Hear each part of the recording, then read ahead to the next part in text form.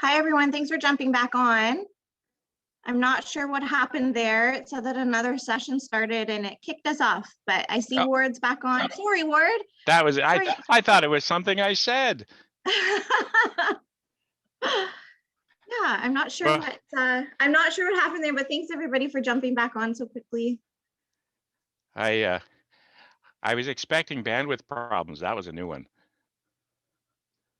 Okay, let me find my slideshow again. Well, at least I really won't have to worry about the 30 minutes now. I will monitor the time and I'll monitor the chat as well. So if a question does come through, I'll just pop in and I'll read it from the chat. And I can also unmute the participant's microphone if they wish to speak as well. Okay, I am just trying to get up. I'm gonna have to do this. I'm having a little problem getting things on the, oh, I can't share again. Ah.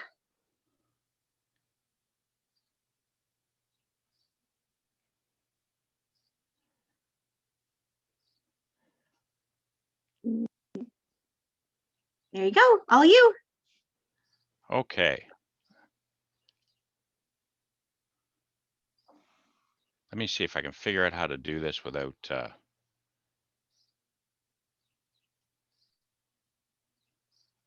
Mickey in the chat said laugh out loud, so at least someone's getting relief. I'm glad you're all amused. Okay, we are back on track. So we're talking about brand. Everybody has one. You know, whether you think you have one or not, you actually do. So we're going to talk about that today. So let me start here with some stuff for you guys to think about. So I would say that a couple of things that I admire most about people when I encountered is integrity and honesty. I like a lot of things, but those are probably two of the things that I respect the most. I can deal with a lot of other quirks in a person's personality, but those two things are fundamental to me. So what I want you to think about, and we're going to put this in the chat, what couple of things do you admire?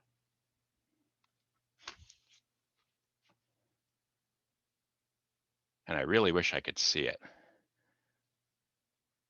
Let me see if, you know what I think my problem is I've got my slideshow is my entire screen and now it's obstructing everything. I don't accountability. Ownership. I think it goes along with accountability. Skinny Buck said positivity. That's great.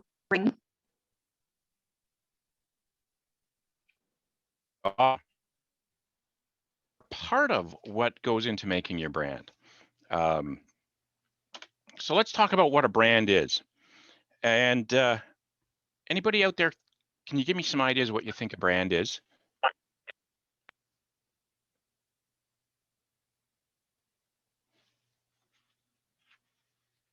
Anyone?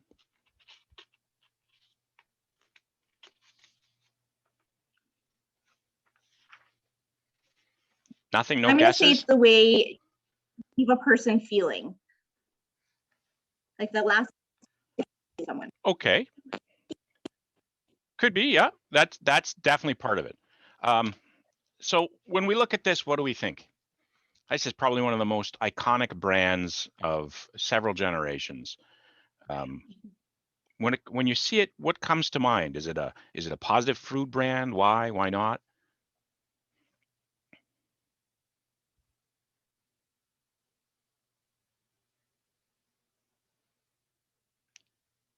Are we getting anything?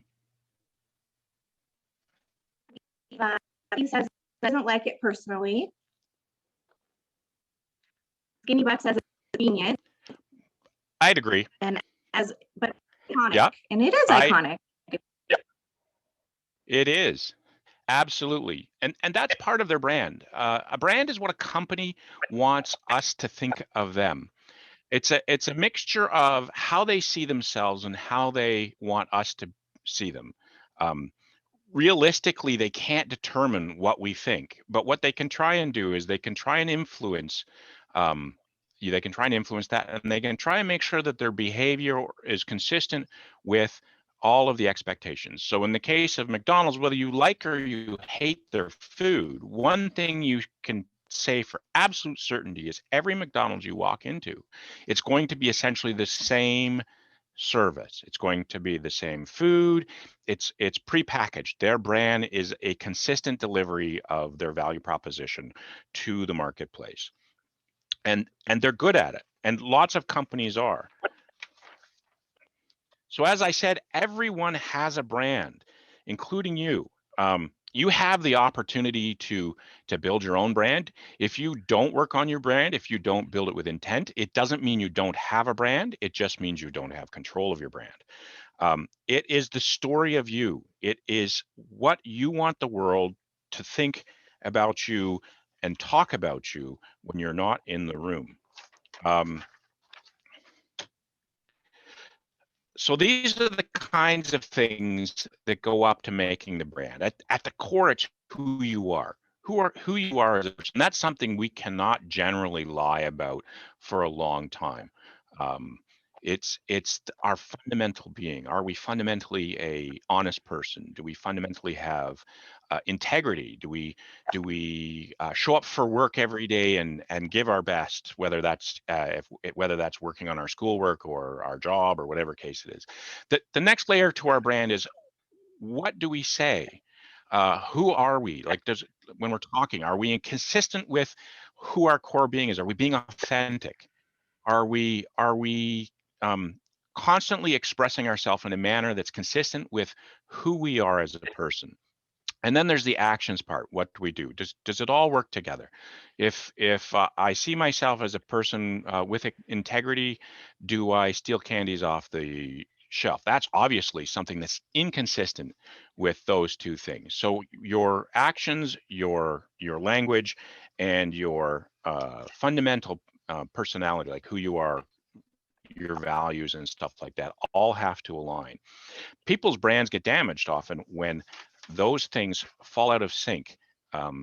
You want to be seen as the reliable person, but you're always late, or you never show up, and your friends are always wondering where you are. That is an inconsistent brand, and in reality, what you think you want to be seen at is no longer in your control, because you've moved down a path where your friends are going to say, "Ah, Ward's always late."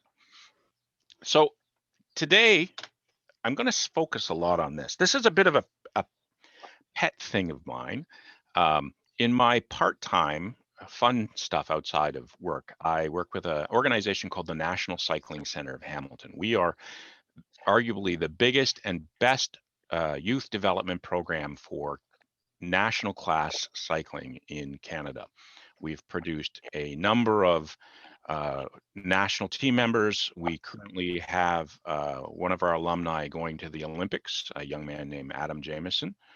And we have several that have turned professional.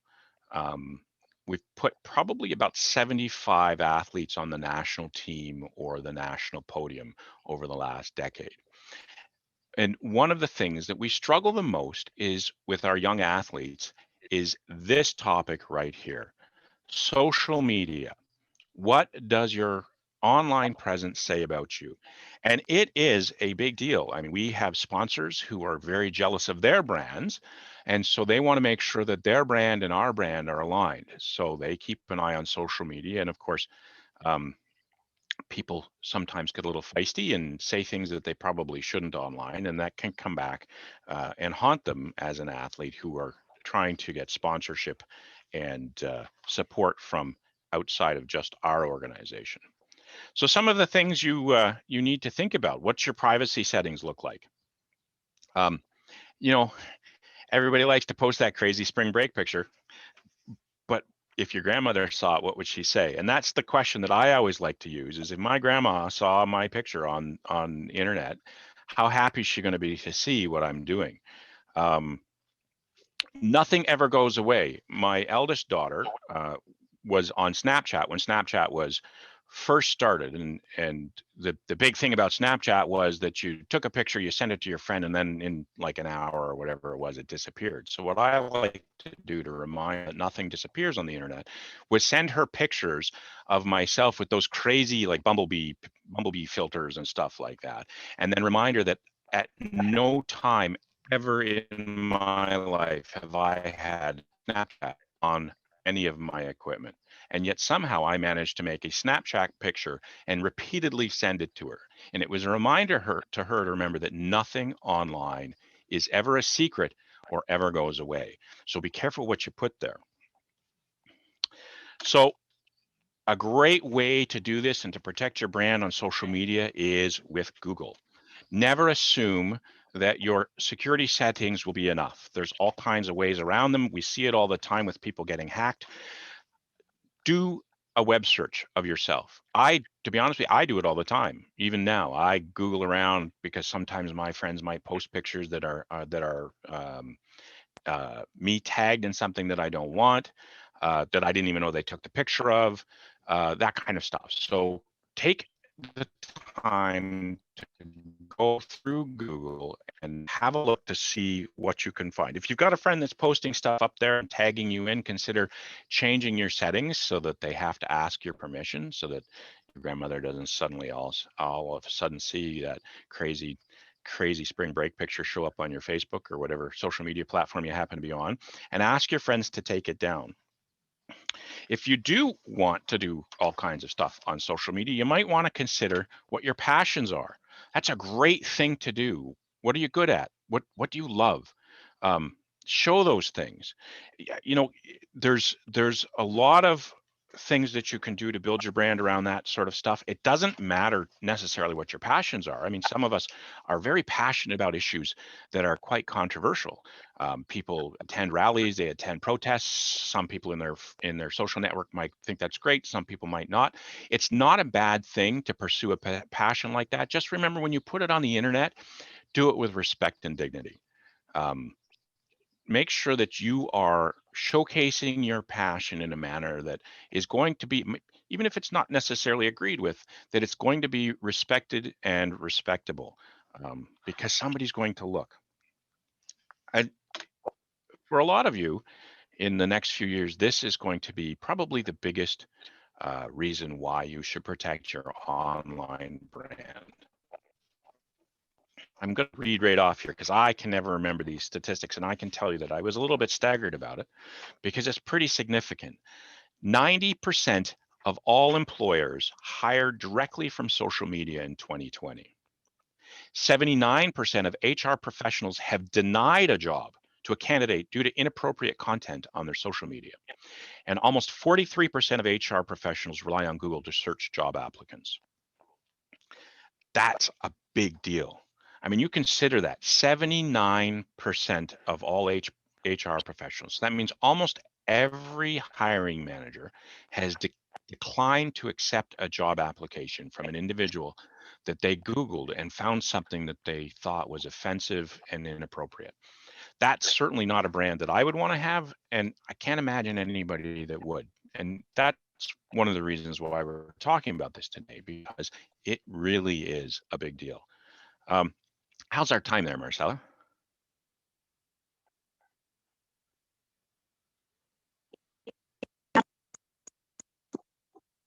Oh, my rural internet is kicking in. I didn't.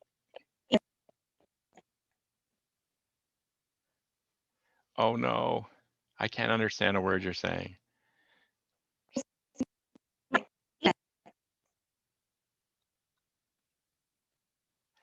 I've got 8 minutes.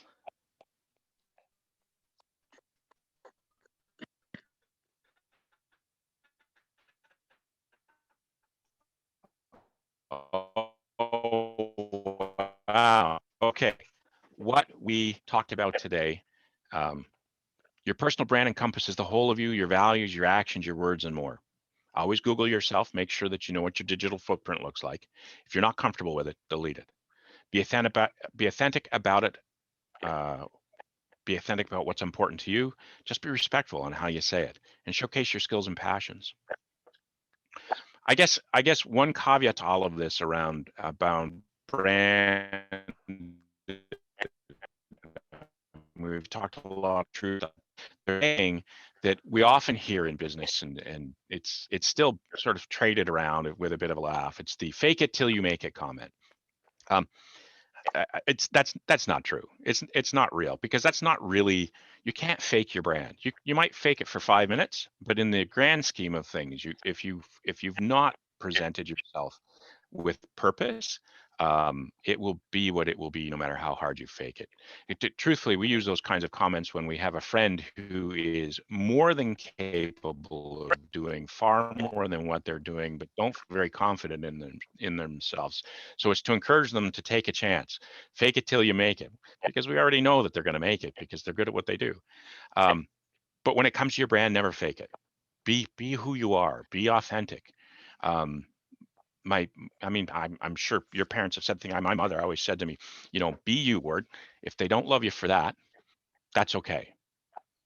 So let's take a couple of minutes and see if we can do some questions. I'm going to attempt to stop sharing my screen.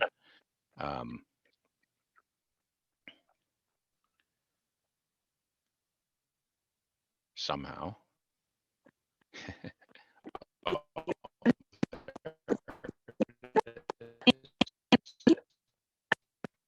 The red button.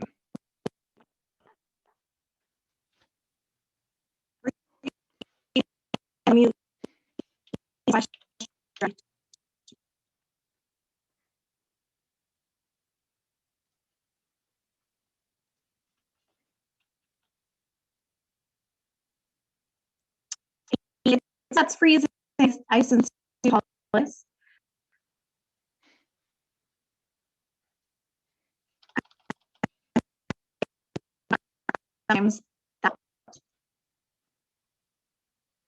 So hopefully that's better. You can't see me, but I'm hoping that you can hear me. If someone in the chat, perfect, much better. So if you have a question for Ward, you could just type it into the chat, or you could raise your hand and I'll unmute you and you can ask your question directly to Ward.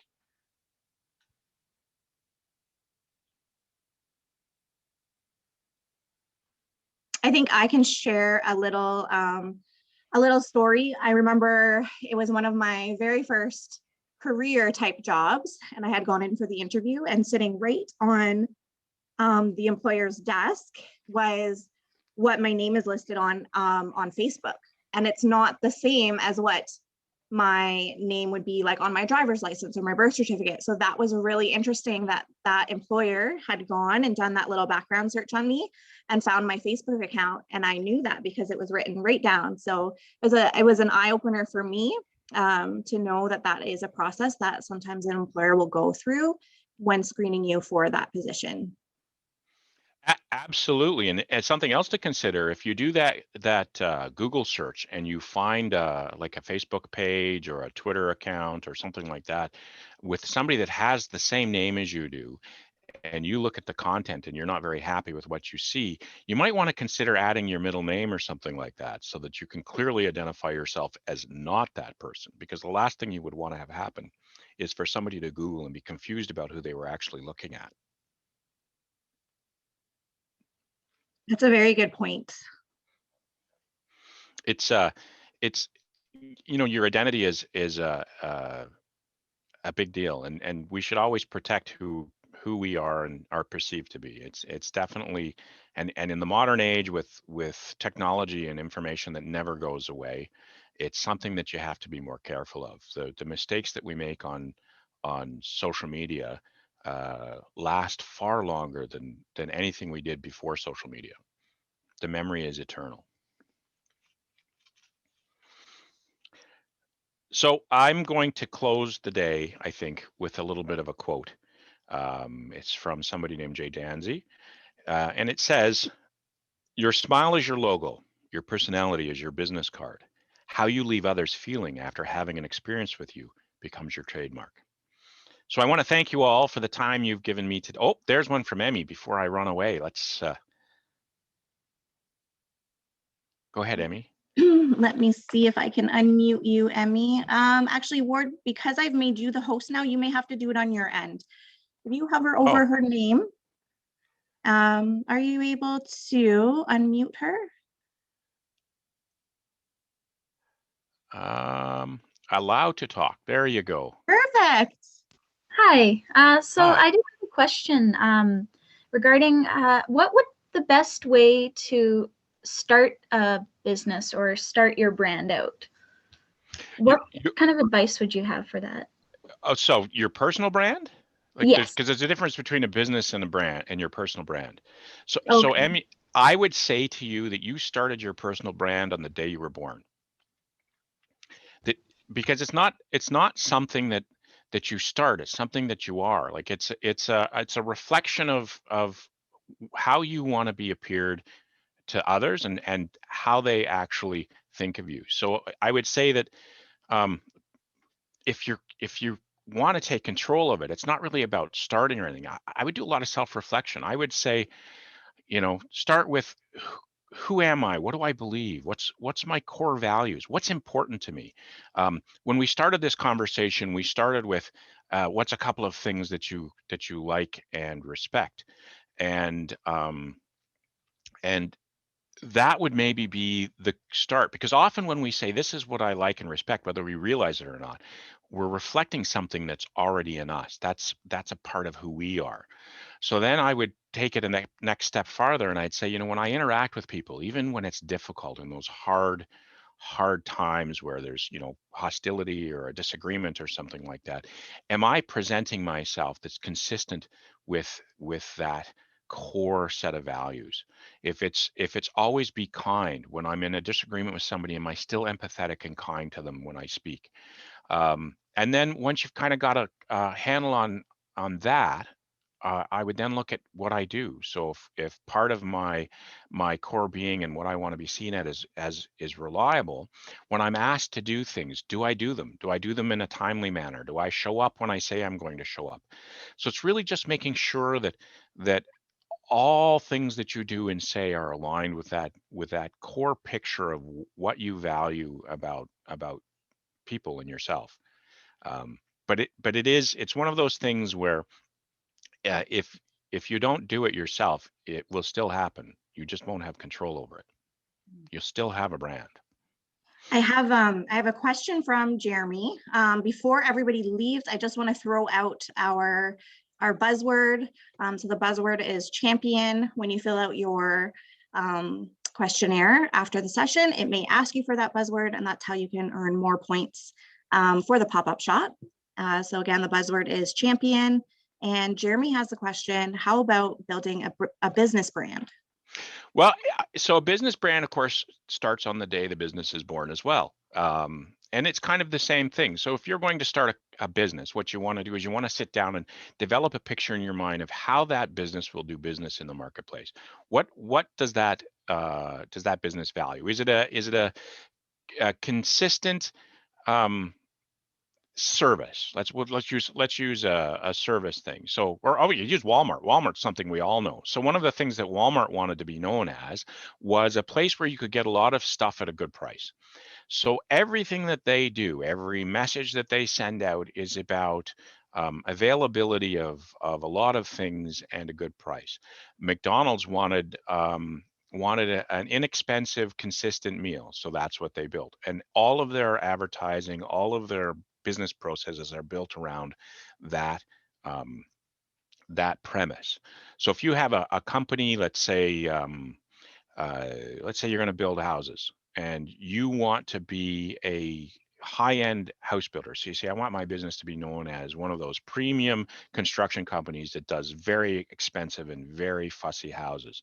Then what you have to do is you have to communicate that that is your value proposition to the market. If you hire me, I will build the fanciest, nicest, most perfect house you ever can possibly imagine. You'll pay for it, but it will be amazing. And then when you deliver, you have to take the time every time to make sure that the service that you're providing to the client and the quality of the workmanship that you're doing exactly matches what your promise is. other builders might say, listen, I'm going to build you a good house. There will be other people that can build a better house than me, but mine's going to be affordable. It will be reliable. It will be, to code. It will look good, but it won't have a lot of fancy stuff, but it will be a very utilitarian, safe, comfortable home. And then so those people would do the same thing. They would build their product for a price point that they promised the market that they could do it for, and they would put as much quality into it as they could for that price. So that's kind of the a temporary thing. Uh, that's an interesting question, because sometimes you can get a problem with your brand, and then you hope it's a temporary thing. So what happens is, and this gets in sort of outside of the scope of this is called positioning, where the concept where a brand cannot tell someone where their brand fits in the spectrum of opinion. But what they can do is they can do certain kinds of actions that will be designed to influence that opinion. So if you're in a spot where your brand isn't what you want it to be, then you need to start be it yourself or a business. You need to start a campaign of behaviors and language that starts to influence the picture of what that brand is in the other people's mind in the direction that you want it to go. Sometimes it's hard. They say that oh, absolutely hard to keep up with the change. But sometimes it's, on the business side, it is. I mean, the business is very Darwinian that way. It's evolve or perish. Because the market changes. I mean, we've seen it in the last 12 months. The companies that have not been able to pivot and move with the current situation in Canada and around the world have really, really struggled to keep up with the times. Those that could do it, that were willing to make those changes, that were creative in their approach and changed, have